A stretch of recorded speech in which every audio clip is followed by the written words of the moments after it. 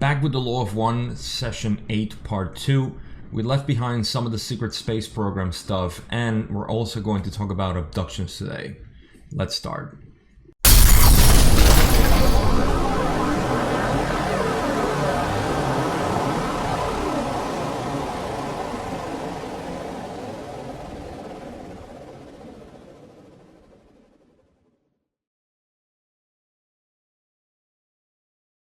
Alright, let's do a little recap of what happened in the last video, part 1 of session 8.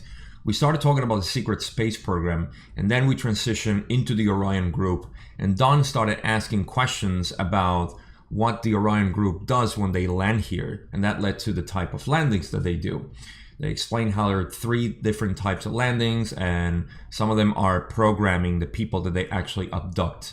So this is going to lead into the first part of this video, which is the abduction, specifically one that happened in Pascagoula here in the United States in 1973, where 2 people were taken aboard, Calvin Parker and Charlie Hickson. And this story is actually very well known in ufology because it's renowned for the type of experience that these people had. And they're going to explore now with Ra this story as they ask. So let's get into the question, but I also put a link in the description if you want to read more about it and see what Ra had to say here. Was the landing at Pascagoula in 1973 when Charlie Hickson was taken on board this type of landing? Ra says, the landing of which you speak was what you would call an anomaly. It was neither the Orion influence nor our peoples in thought form, but rather a planetary entity of your own vibration, which came through quarantine in all innocence in a random landing. Don asks, what did they do to Charlie Hickson when they took him on board? Ra says, they use his mind-body-spirit complexes life experience, concentrating upon the experience of the complexes of what you call war. How did they use them? The use of experience is to learn. Consider a race who watches a movie. It experiences a story and identifies with the feelings, perceptions, and experiences of the hero. Don asks, was Charlie Hickson originally of the same social memory complex as the ones who picked him up? Ra says, this entity of vibratory sound complex did not have a connection with those who used them. Did those who use him use his war experiences to learn more of the Law of One? Ra says this is correct. Did the entities who picked him up have the normal configuration? His description of them was rather unusual. Ra says the configuration of their beings is their normal configuration. The unusualness is not remarkable. We ourselves, when we chose a mission among your peoples, needed to study your peoples. For had we arrived in no other form than our own, we would have been perceived as lights. Well, what density did the entities who picked up Charlie Hickson come from? What was their density?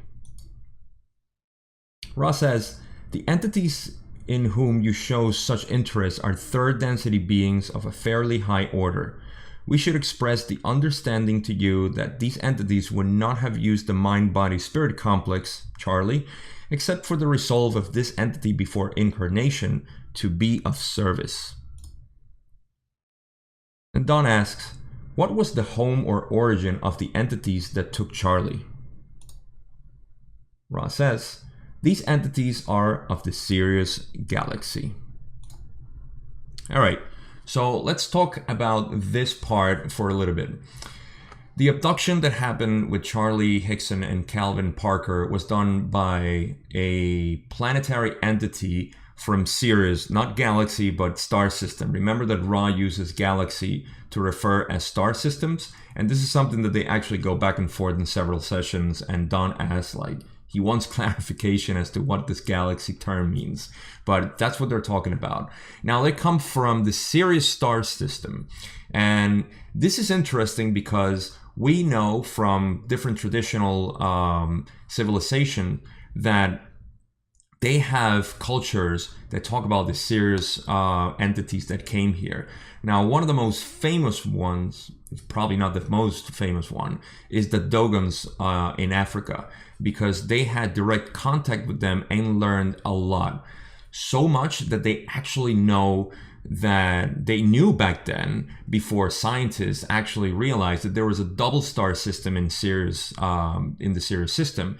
And what's interesting is that they actually showed the pattern of the movement of the binary star system in the Dogons, their culture. They know this. So this is something that's really cool to know about. And also, I believe the other ones that I have were the Uros in actual South America near Lake Titicaca in Peru. They also had contact with Sirius entities. Now, they describe them as being fish-like, like dolphins when they come here, and it's almost like a humanoid form. So this is something to keep in mind also when we talk about Sirius, that we know that there are entities, not necessarily those, but we know that the people that come from the Sirius star system are here to help us and to give us some knowledge. So that's why Ra says that it was in all innocence that they came here, and they abducted Charlie Hickson just to have an experience to see that. Now, they would not have done that if not for Charlie Hickson being of service before incarnation. He came here with basically that program to help others, and it was like a mutual agreement that they had, in other terms, spiritual terms. So that's all they're describing here. They're talking about the appearance too, which is nothing, you know, that for us is just nothing that we can judge, you know, per se, but it's just interesting because they've never heard of that before. And that's it with the abduction. Again, if you have any questions, of course, leave them in the comments, and also check the description box where I put a link where you can read more about this abduction. And with that, let's go more into the secret space program that Don was curious to talk about. The most startling information that you have given me, which I must admit I'm having difficulty believing, is that the United States has 573 craft like you describe. How many people in our government are aware that we have these? How many total people of United States designation are aware of this, including those who operate the craft? Ross says, the number of your peoples varies, for there are needs to communicate at this particular time-space nexus, so that the number is expanding at this time. The approximate number is 1,500. It is only approximate, for as your illusory time-space continuum moves from present to present at this nexus, many are learning. Where are these craft constructed? Ra says, these craft are constructed one by one in two locations, in the desert or arid regions of your so-called New Mexico, and in the desert or arid regions of your so-called Mexico, both installations being under the ground. Do you say the United States actually has a manufacturing plant in Mexico? Ross says, I spoke thusly. May I, at this time, reiterate that this type of information is very shallow and of no particular consequence compared to the study of the law of one. However, we carefully watch these developments in hopes that your peoples are able to be harvested in peace. Okay, so here you can start seeing how Don was very skeptical of everything he was hearing. He went from the abduction to still question what this new information he was getting from the United States. Now, bear in mind what the situation was in the 80s. Again, they didn't know about the secret space program the way we know it now. And Don, even though he was strongly into ufology and other scientific things, he wasn't very aware of what was happening. Actually, I would say that very few people were. And that's why he started questioning this a lot. And you can see that at this point, after asking all those questions, especially like where they were located and you know, the type of craft that was, and every single question that Don was asking, Ra already gives a warning saying, they reiterate that this information is very shallow. It doesn't go along with the law of one. And that's why in the next question that I have from Don, I have a big star with red, because I took away some of what Don said. He was still shocked and saying like, I'm sorry, but I just can't believe this. He said a bunch of stuff that, it's not really that relevant. So that's why I put the star in the next question. But it's this is the point where the people of Ra started saying, this information is not that very much aligned with the law of one. But then Don asks, these craft are physical craft built by our physical people. I could go get in one and write in one. Is that correct? Then Ra says, this is incorrect. You could not write one. The United States, as you call your society divisional complex, creates these as a type of weapon. Don asks, there are no occupants then? No pilot, shall I say? Ra says, this is correct. He asks, how are they controlled? Ra says, they are controlled by a computer from a remote source of data. He asks, why do we have a plant in Mexico? Which Ra says, the necessity is both for dryness of the ground and for a near total lack of population. Therefore, your so-called government and the so-called government of your neighboring geographical vicinity arranged for an underground installation. The government officials who agreed did not know the use to which their land would be put, but thought it a governmental research installation for use in what you would call the bacteriological warfare.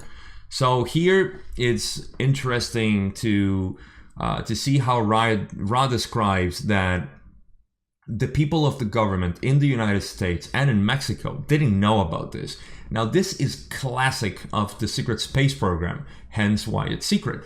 The compartmentalization that exists within these levels of the military-industrial complex, they allow for this type of secrecy when they are saying that we're doing some research that nobody else should know about, and all this, classified stuff. This is how they get away with doing this stuff. Now, geographically, what Ra is saying is that if you see the first part of the answer, they said that they needed a lack of population. They needed to be underground, and with the premise that they were doing some bacteriological warfare, which has nothing to do with what they were doing. So it's amazing to know that in the 80s, Ra was talking about this where a lot of people didn't know. And obviously, it's been almost 40 years since then. They have continued to do this. And the consequences, again, they are impactful for the people who are not aware of all the stuff that the cabal has been doing, the United States, along with China and other countries who have been cooperating with this. And again, it's not the country itself, but again, just like Ross says, this has nothing to do with the law of one, but just it's a remarkable thing from this material that it had information that we now know to be true, and they were talking about it like it was, a cup of tea conversation with Don. Again, Don wasn't too satisfied with this because it was challenging his previous notion. But let's get into the last questions after this and we'll wrap this up. So Don asks, is this type of craft that Dan Fry was transported in?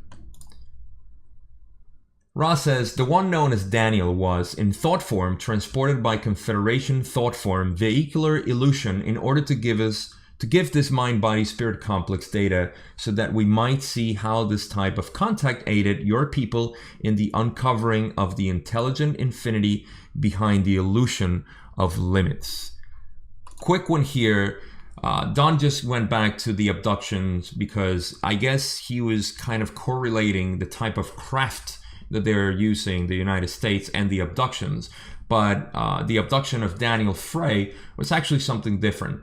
Remember from the abduction of Charlie Hickson and Calvin Parker that they were taken by the serious planetary entities. In this case, Ra is saying that it was a Confederation thought form, vehicular form of craft.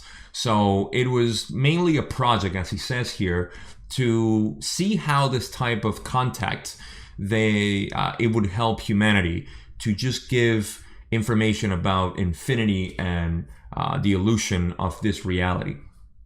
Again, if you remember from the past sessions, Ra has always been, along with the Confederation, trying to give us hints or trying to aid us into exploring intelligent infinity through different means. But again, this wasn't of that much consequence, and that's why they discontinued this. And we're going to see in the last question what Don asks about contacting them.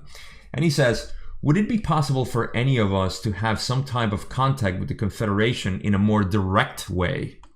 And to this, Ra says, in observing the distortions of those who underwent this experiential sequence, we decided to gradually back off, shall I say, from direct contact in thought form. The least distortion seems to be available in mind-to-mind communication. Therefore, the request to be taken aboard is not one we care to comply with. You are most valuable in your present orientation. And this explains why Ra and other types of being like Quo, who has been channeled a lot, they prefer just the telepathy type of communication or contact, because every other type of contact has been measured or weighed down with negative consequences, and they seem to be at this time or through that time up until now just aiding in telepathy. So the type of contact that Don was asking was like if they could get into direct contact. Basically, he was actually asking if they could, summon some UFOs or some aliens from the Confederation to have a more direct meeting, so to speak. And to this, Ra said, like, no, we've been doing this for a long time. It's not working, so we just prefer direct telepathy, like what we're doing right now. That's what he means by saying you're most valuable in your present orientation. Again, because all they care is to transmit information. One thing to notice, and I will add this into to end this video, is that Ra has some karmic weight on us because of every single time they impacted on our free will and with negative consequences. So that also weighs them down. And that's why they're so invested also in our well-being here, because they have a positive orientation. So this type of communication is a way to redeem themselves as well as to prepare us for the ascension process that we're going through right now, and that will probably end in the next decade or so. So with that, that's all I have for session 8. That's basically the secret space program, the abductions, and a little bit about the contacts that we have with the Confederation of Planets. Remember, the best way to contact them is through your thinking, your emotions, and your dreams. So just have that in mind. We're all contributing to this. If you remember the equation, the formula that Ra explained, that the more people are calling upon the law of one, then the more they can aid us in different ways, which is not going to be contact, at least as far as I know. Maybe they'll surprise us and we'll see a lot of aliens soon. We'll see. But for now, that's all I got. I thank you for watching. Remember to like, subscribe if you haven't already, and leave any questions in the comments. Description box has the links for this video and of course all my social, and I'll see you in session 9.